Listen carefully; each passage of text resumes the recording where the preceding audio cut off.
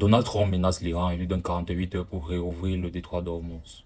Les gars, il faut vous abonner sur la page pour essayer d'accroître la visibilité et me permettre de passer plus largement les informations. Et laissez un commentaire écrit, pas de photos ou de stickers, c'est mieux un commentaire écrit. Donnez vos appréciations par rapport aux vidéos.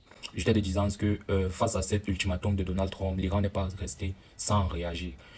Donald Trump a menacé de frapper le système énergétique, donc électrique, de l'Iran. Et l'Iran a répliqué en faisant comprendre que si Donald Trump frappe leur réseau électrique, ils vont frapper toute la zone du Golfe Persique en leur infligeant la même sentence qui sera la destruction de leur circuit électrique et secondairement avec une réponse plus approfondie. Écoutons cette vidéo et puis il faut aussi vous abonner les gars, abonnez-vous, ça me permet de continuer à faire les vidéos, à relayer les informations. Écoutons la vidéo.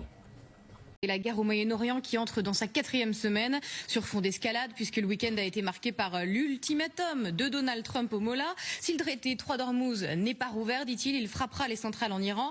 Et à l'instant, le président américain qui poste sur Truth Social que la paix par la force, c'est ce qu'il faut faire. Ce détroit d'Ormuz, c'est le casse-tête du président américain. Il est paralysé depuis 24 jours par les Iraniens.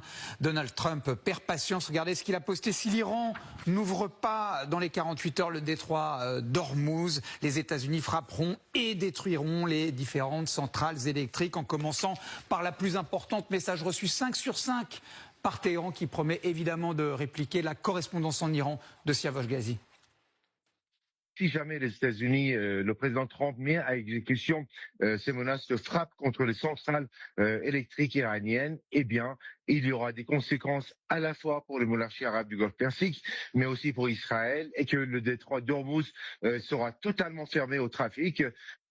Et Guillaume, en principe, c'est ce lundi, dans la nuit, que doit expirer l'ultimatum du président américain. Voilà, et vous découvrez le type de centrale que le président américain a l'intention de frapper. Il y a 7 centrales nucléaires dans le sud du pays, mais les plus importantes, ce sont ces centrales thermiques. Elles convertissent le gaz en électricité, celle de Damavand en particulier, elle alimente Téhéran et sa banlieue, 15 à 18 millions d'habitants. Ce qu'il faut avoir en tête, c'est que le gaz naturel fournit 80% de leur électricité aux Iraniens. Ce sont donc des infrastructures civiles et donc la population iranienne qui seraient les premières impactées. Au risque de commettre des crimes de guerre, mais pour l'heure, le président américain ne semble pas véritablement s'en soucier. Il a échangé hier avec une chaîne de télévision israélienne.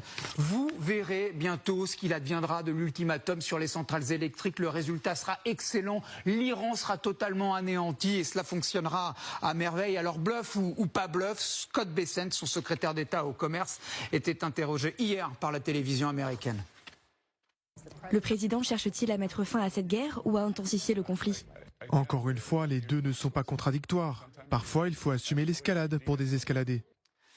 Escalader pour désescalader, c'est toute la stratégie de l'administration Trump. Ça a pu fonctionner un temps avec les droits de douane, mais dans un contexte de guerre ouverte et face à un régime iranien qui ne montre aucun signe de faiblesse, cela risque de provoquer en réalité une nouvelle flambée de tension.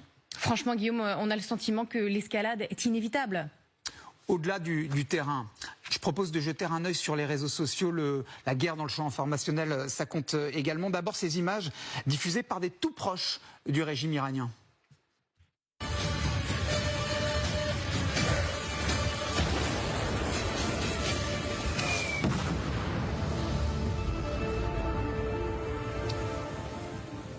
Allez, propagande pour propagande, ce clip posté hier par le département de la guerre américain. When decisions are demanded, may my walk match my talk. Remind me daily that the speed of the leader is the speed of the team. Give me wisdom, I pray. Voilà, avec la voix, vous l'avez peut-être reconnu, du secrétaire d'État à la guerre, Pete Hegseth. En pure logique militaire, l'ultimatum de Trump impose à Washington, en réalité, de franchir un nouveau palier, frapper des centrales iraniennes, peut-être, ou pourquoi pas, finalement, débarquer au terme d'une opération massive et terrestre dans le détroit d'Ormuz, le fameux.